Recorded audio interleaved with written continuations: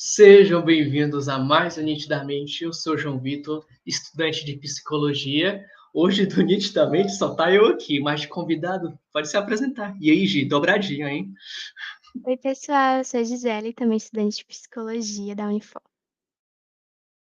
É isso aí. Hoje eu e a Gi vamos comentar sobre teoria do apego e também sobre a questão do luto, porque as duas coisas, né, Gi, andam muito interligadas, elas andam bem complementares uma à outra. E, né, tipo, final do semestre já vai ficando mais complicado. Alguns dá para participar, outros não dá para participar do nitidamente.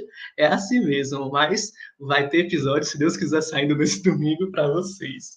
E vamos lá falar sobre teoria do apego e do luto. Eu acho importante deixar um disclaimer, né? Deixar um aviso para vocês aqui, porque, de certo modo, alguns temas que vamos tratar aqui são um pouco mais delicados, um pouco mais, um pouco mais, como é que eu posso dizer, tensos de se abordar, sabe? No sentido que, assim, pode oferecer certos gatilhos para algumas pessoas, principalmente quando a gente for adentrar mais na fase do luto. Se você, por algum acaso, se sentir meio desconfortável, sentir alguma questão emocional, sem problemas, pode fechar o vídeo, pode fechar o áudio, não precisa você se expor a isso caso sinta algum tipo de incômodo. Recomendo fortemente também um processo terapêutico, psicoterapêutico, para ser bem mais específico também, né? Para você analisar essas questões direitinho, tá? Cuide bem da sua saúde física e mental. Não é não, Gi?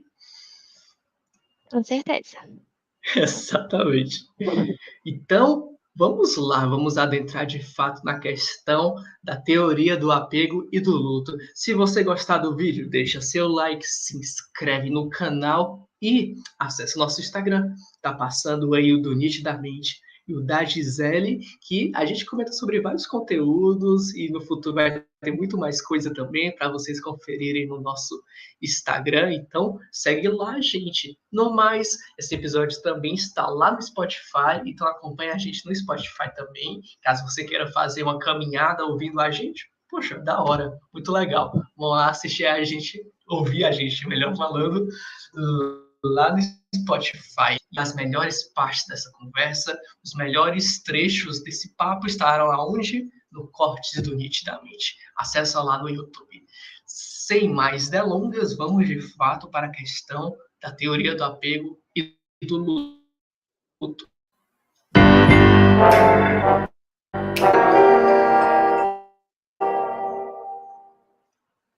Pronto, vamos lá. Gi, se eu travar, é só tu falar, tá? Tu manda o review, muito travou, fica à vontade. E a internet, gente, tá uma complicação. Eu não sei se foi a Oi que comprou a TIM, a TIM que comprou a Oi. Tá nessa transição, a internet tá triste. Mas vamos lá, entrar de fato na teoria do apego inicialmente. Quando a gente fala de teoria do apego, algumas pessoas conhecem, outras não. Eu sei que fases do luto é popularmente conhecido, né? Mas quando eu falo de teoria do apego, não sei, eu acho que ainda falta um desconhecimento.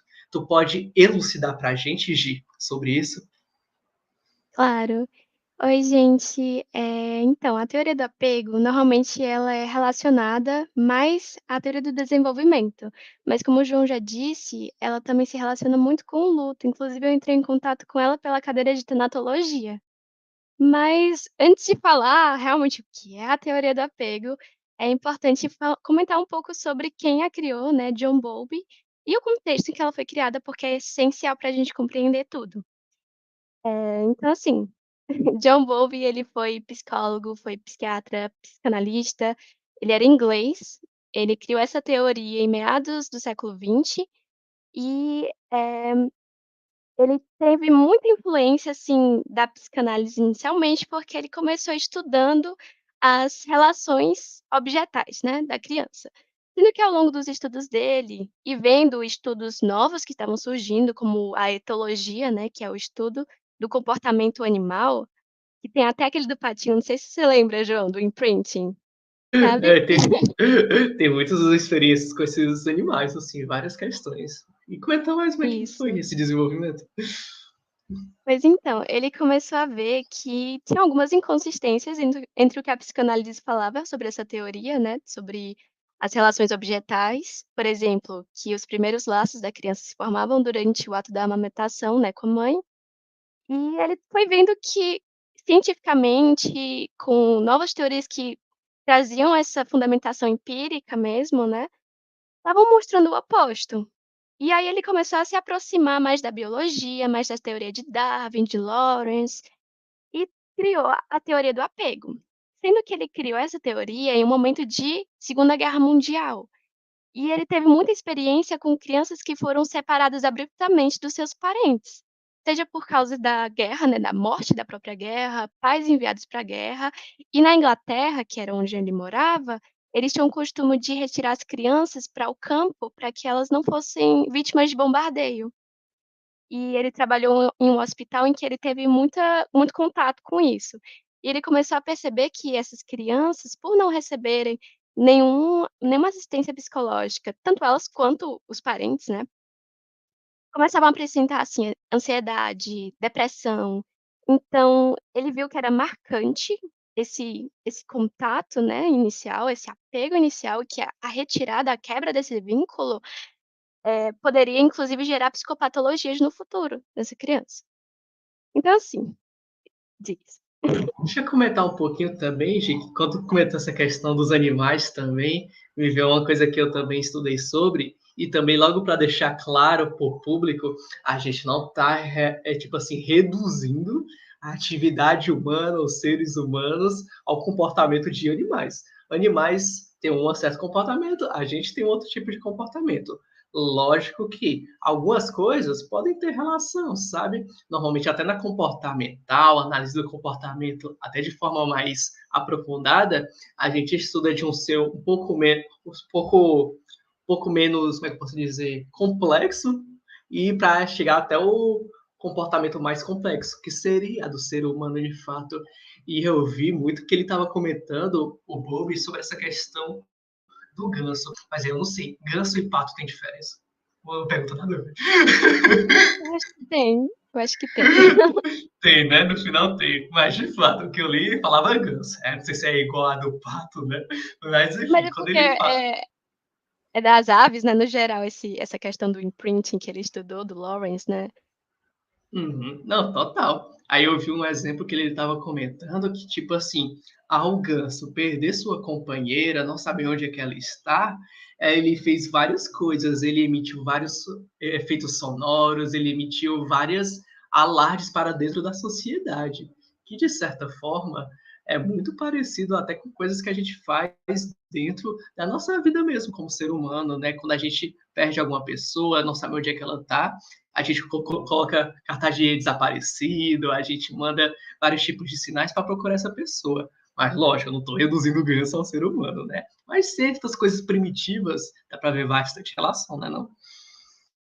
Sim, com certeza. As reações emocionais, né, que os animais têm com essa perca dos laços, pode ser aproximada, né, pode ser próxima das reações que nós temos. Vou dar uma repetida. Então, Gi, comenta um pouco mais sobre essa teoria do apego, o que é que ela diz exatamente? Então, gente, a teoria do apego, ela fala sobre algo inato, algo inerente da gente, né, uma necessidade inerente. Os vários animais, né, em específico os mamíferos, eles têm um desenvolvimento muito lento. Então, quando a gente nasce de forma muito indefesa, necessitando muito dos cuidadores, dos pais, né, para que protejam a gente, para que alimentem a gente, para que ensinem inclusive, né, as comportamentos essenciais para a sobrevivência. E, por causa disso, é necessário que exista uma aproximação entre cuidadores e filhote, né, e bebê. E o elo entre eles 2 é o apego, né. Essa necessidade de ficar próximo, a ansiedade da separação dos 2, porque se uma criança não possuísse esse apego e fosse muito longe, pensando principalmente em tempos mais primitivos, né, ela poderia ser atacada por algum animal, ela poderia se perder, enfim. E isso ocorre até hoje, né, assim, uma criança também que se perde num parquinho, vai além disso, pode ocorrer situações drásticas. E aí Bowlby ele fala que esse apego é essencial para a sobrevivência, né, da própria espécie Homo sapiens. E esse apego, ele tem algumas características específicas que o diferenciam de outras formas de vínculos, né, outras relações. João, tu coloca na tela aí que eu vou falando. Tá colocado. Pronto, gente. A primeira característica é a busca de proximidade. A criança, ela vai estar sempre buscando estar próxima dessa figura do apego. Ela vai se aproximar dos pais, dos cuidadores, toda vez que ela estiver num ambiente novo, que ela estiver num ambiente estressor, com gente nova, né, e que ela se sinta ameaçada de alguma forma. A segunda característica é a base segura, que significa que a criança, ela vai se sentir segura na presença daquela figura, para conseguir explorar o ambiente, né. Então, não é uma relação simbiótica entre criança, mãe, criança, pai ou cuidador no geral, porque a criança vai se sentir livre para se desenvolver no ambiente, para explorar o ambiente, e se por acaso ela se sentir ameaçada de alguma forma, ela tem a possibilidade de voltar e ser protegida. A terceira é o protesto na separação. O apego, ele é visto como a necessidade de estar próximo dessa figura, dessa pessoa, e quando há uma separação, isso é visto com muita tristeza, com muita ansiedade. Então, quando se separa, a criança protesta, ela chora, ela faz de tudo para que aquela figura volte para ela. O terceiro é a especificidade da figura do apego, então a criança não elege qualquer pessoa, ela elege certas pessoas, né, que vão ser aquela figura, que vão dar aquela calma para ela, aquela segurança para ela. Eh, Quer comentar alguma coisa, João? Alguma dúvida? Né, que eu achei interessante quando eu estava lendo sobre essa questão do apego, quando muitas vezes a gente até, por exemplo, lá na adolescência, eu sei que você também fez isso. Eu fiz, Gisele fez provavelmente também, que assim, faz parte da adolescência, querendo ou não, né? A gente querer se desvencilhar um pouco da figura dos pais, para construir a nossa personalidade, a nossa individualidade. E é até engraçado, quando eu tinha, sei lá, 15, 14 anos, por aí, um monte de gente também, a gente até queria andar um pouco separado dos nossos pais, né, no meio da rua, a gente andava meio afastado, assim. Aí hoje em dia eu pego o braço da minha mãe, fico com ela bem próxima, né? E tipo assim, a gente vai toda hora nesse. Uma hora sai de próximo da pessoa, outra hora volta, né? Porque sabe que a base segura está no colo materno, está na nossa família, né? Então acho bem interessante isso linkado com a realidade total, né? Pois é, isso significa também que essa relação que você teve com os seus pais, com os seus cuidadores, ela exerce uma influência na forma que você vai ter depois. Porque, por exemplo, tem no início da infância essa relação mais próxima, né, de necessidade. A criança tá brincando, ela de vez em quando dá uma olhadinha, assim, né, para ver se tem alguém ali, se a figura tá ali, né, cuidando dela. E depois há a possibilidade dessa separação, porque você vai sentir a segurança, né. Cada vez mais você vai ter essa segurança de que, né, porque tá um pouco longe, que você tá desprotegido. Isso é fruto de um apego seguro. E puxando já para isso, Bowlby fala que isso, exatamente. Bowlby fala que, as psicopatologias que vão surgir durante a vida, elas vão estar muito associadas com a forma que os cuidadores tiveram essa relação com a gente, né. E aí ele vai pontuar 3 tipos de apego. O primeiro que o João colocou aí é o apego seguro, que é quando os cuidadores, eles são mais presentes, eles suprem as necessidades da criança, eles são carinhosos, eles dão segurança, e essa criança ela vai se tornar mais segura, né, depois, vai ter relações mais, assim, mais saudáveis com outras pessoas posteriormente, enfim, é o tipo de apego que é o ideal, é esse, né. Aí tu passa, João. O segundo tipo de apego é um apego ansioso, que ocorre quando os cuidadores têm uma relação mais inconstante, às vezes agressiva com essa criança, que dá uma sensação de não segurança para ela. Esse apego, ele pode gerar psicopatologias, né, como ansiedade, como depressão depois, e faz com que essa criança, ela aprenda a ter um tipo de relação um pouco mais que necessite um pouco mais de afirmação, né, seja aquela pessoa que depois precise falar, ter certeza de que ela está sendo amada, de que, né, que ela está sendo ouvida, compreendida, né, não tem tanta segurança assim. E o terceiro tipo é o apego esquivo, que é quando os pais eles são mais ausentes, mais negligentes com essa criança, e ela aprende que ela tem que suprimir os sentimentos dela, e ao longo da vida ela vai procurar evitar ter relações com as pessoas, né, ela vai ser uma pessoa um pouco mais reservada, vai ter essas relações não vão ser tão boas, né, pra ela, assim, vai ser um pouco mais ansiogênico dessas relações. E Uhum. esses são os E eu tipos. acho e eu até ia pensar que, tipo assim, será que isso também tem relação com a forma como essa família, como os pais, de forma mais específica, atuam para dentro da educação dos filhos, né? Eu acho que isso dá até tema para um outro episódio, né?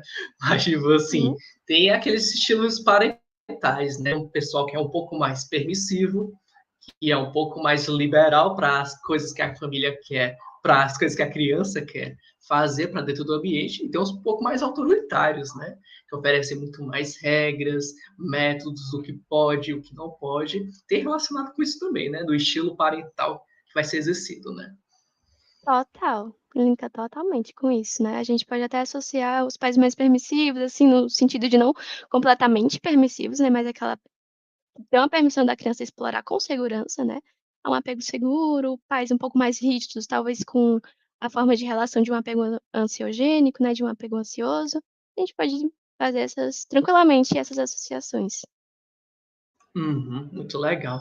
Vocês já se perderam no meio do supermercado? Eu acho que a teoria do apego batendo totalmente aí. Quando a gente se perde no supermercado, a gente tem, sei lá, uns 6 anos de idade, um monte de corredores que parecem túneis, é por ali, né, não, Gi? Ah, Maria, beijei muito. Sim, exatamente, essa sensação. E falando disso, né, dessa de quando a gente é criança e se perde no supermercado. Vamos trazendo um pouco sobre a teoria que o Bowlby também criou relacionada a essa separação, né, entre criança e figura de apego. Quando a gente se perde no supermercado, vocês podem perceber que dá aquele sentimento, assim, de socorro, o que está acontecendo? A gente começa a ter emoções muito fortes, né, de desespero mesmo. E, como eu disse, ele viu muito isso nas crianças que perdiam os pais, né, que eram separados de alguma forma dos pais na guerra. E quando a gente fala de uma separação tão definitiva quanto a morte, né, é é muito mais drástico e ele acabou elaborando as fases do luto, né, 4 fases para Bowlby, que eu vou falar um pouquinho sobre elas agora. A primeira a primeira fase que ele Então fala pronto. é a de pronto, obrigada, João. A primeira fase que ele diz é que tudo se inicia com torpor, que é até uma forma protetiva. Para quem não sabe, o torpor é tipo. Quando você não tá os seus sentidos não estão tão ligados, né, você não consegue sentir tanto aquilo que está acontecendo com você. O torpor e o protesto. O protesto é que quando, às vezes, você entra em contato com aquilo, você tem emoções muito fortes, né, exaustivas fisicamente. Aí a segunda fase pronto. A segunda fase é um desejo intenso pela presença dessa pessoa perdida.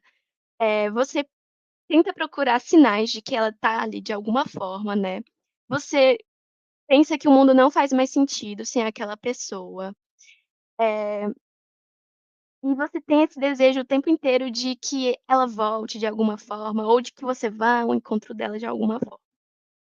A terceira fase diz Rapidinho, deixa eu comentar um pouquinho sobre essa questão, que já está entrando na questão do luto, né? Que aí eu acho que acredito que a maioria do pessoal que está ouvindo já ouviu alguém falar, ah, fases do luto? É exatamente isso. Bom, de fato, está entrando na questão do luto, e de fato é importante deixar claro que não existe um estado de luto, no sentido assim, não existe um período da vida que existe adolescência, infância, velhice e luto, né? Sabe, é um estado de desenvolvimento. É um processo, sabe, que acontece em algum momento da nossa vida e que a gente vai ter que saber lidar e ver como é que a gente pode lidar de forma mais satisfatória e saudável possível, né? É importante observar, por exemplo, nessa primeira fase, que é quando de fato acontece aquela questão, aquele baque, né? Por exemplo, no caso do luto, que está falando sobre morte, mas que pode ser vários tipos de luto, né? Vamos deixar claro isso também. Mas, por exemplo, quando uma pessoa morre, existe essa complicação, porque muitas pessoas tentam negar que isso acontece, tentam dizer que isso não está acontecendo na realidade delas, é como se fosse um sonho, um pesadelo que está acontecendo ali, e muitas vezes tentam negar aspectos emocionais que andam sentindo, tentam negar pensamentos intrusivos que aparecem na nossa cabeça. Então, é uma constante batalha. É uma constante batalha do aspecto intelectual, de você fixar, tá, essa é a realidade, e do emocional, de tudo que tudo isso gera para dentro do sujeito. E é complicado, porque às vezes você entende que a realidade é essa, mas o emocional ainda está palpitando, está deixando o coração mais apertado. Então, é muito complicado essa fase. A ideia é que em cada fase a gente consiga fazer esse luto de forma mais saudável, né? É muito legal falar sobre esse tema, mas vai seguindo, Gi, vai contando a fase 3. Ou se quiser comentar alguma coisa sobre. Pronto, eu vou fazer só um comentário antes também. É importante a gente ressaltar que existem várias teorias sobre o luto, né. A teoria de Bowlby, ele vai falar sobre esse luto da separação da figura, de apego. E o apego para ele, por mais que a gente falou aqui muito da infância, né, desse apego entre criança e parentes, criança e cuidadores, ele é reproduzido ao longo de toda a vida, né, ele pode ocorrer depois, na vida adulta, dentro de uma relação de amizade, uma relação amorosa, uma relação de pais e filhos, qualquer tipo de relação.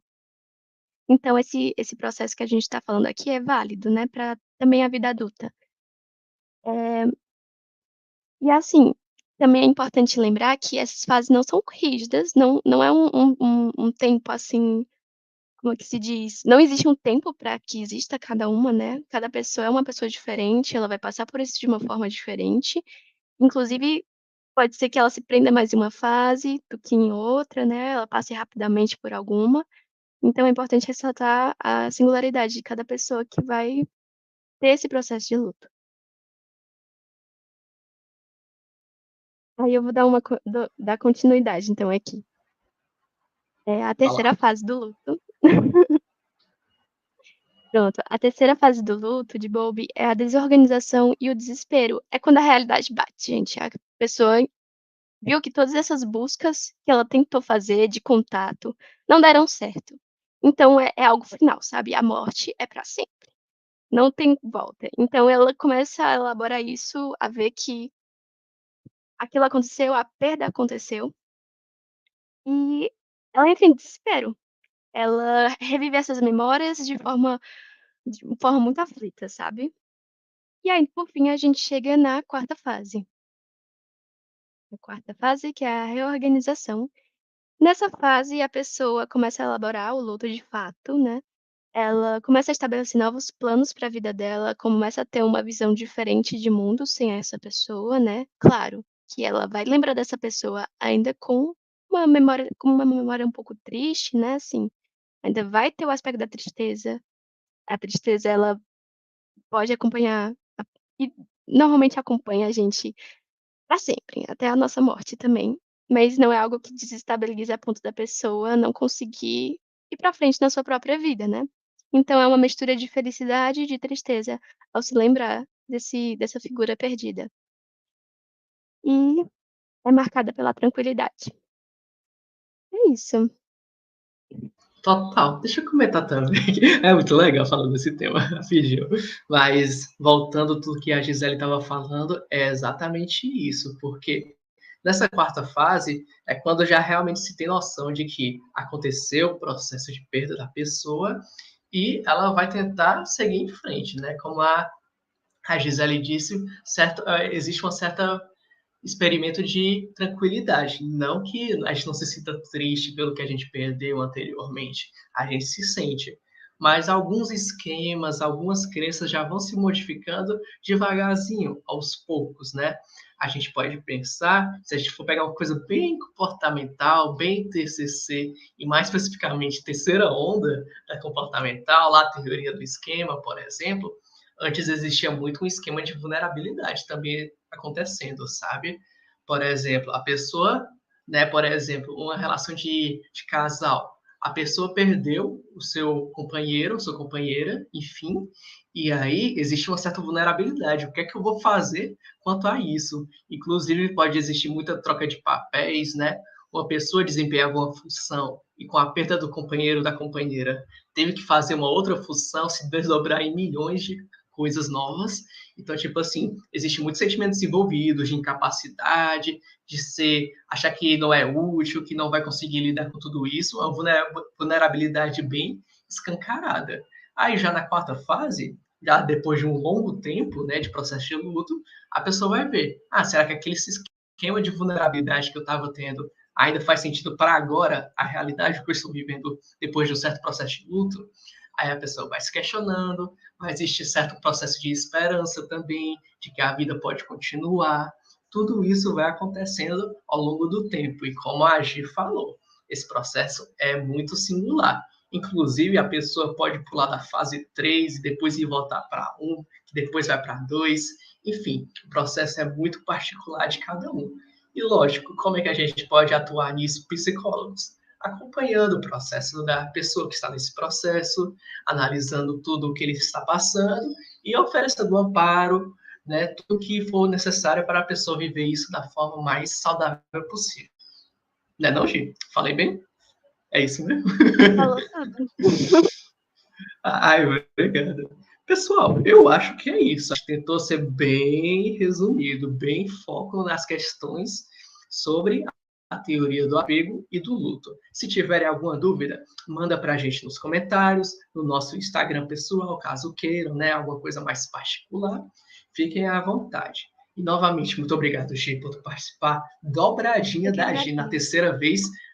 Vão ter que pedir música. Diga aí, nas palavras finais. Menino, eu queria agradecer também pelo convite, João. É sempre um prazer estar aqui contigo. Pena que os meninos não puderam vir hoje, né? Mas foi muito legal e eu espero que vocês tenham gostado da teoria de Bowlby. Ela é uma teoria que eu me aproximo muito, né? Como eu disse, encontrei com ela dentro da tanatologia e depois eu vi que ela era algo bem complexa, né? Algo bem complexo. E, assim, a gente tentou fazer um resumo sobre Bowlby, com certeza deixamos passar algumas coisas, então se vocês souberem de algo mais, se vocês tiverem curiosidade, deixem nos comentários que a gente dá uma olhada.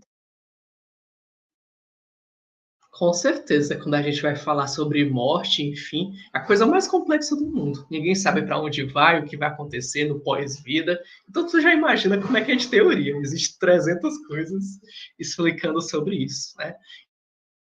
Isso aí dá um tema também, pós-vida. Menino, as características, os vários temas que a gente está pensando aí. Enfim, espero que vocês tenham gostado, pessoal. E, novamente, muito obrigado, Chi. Eu acho que o Matheus não participou porque a gente está com a psicanálise 1 hora nesse episódio. Verdade, verdade. Ele... Mas a gente ama a psicanálise, tá, Matheus? Às vezes. Mentira, eu gosto. Enfim, é isso, pessoal. Até mais. Próximo domingo, se Deus quiser, tem episódio também. E a gente vai se falando. Tchau, tchau. Tá, pessoal, obrigada. Tchau, João, prazer.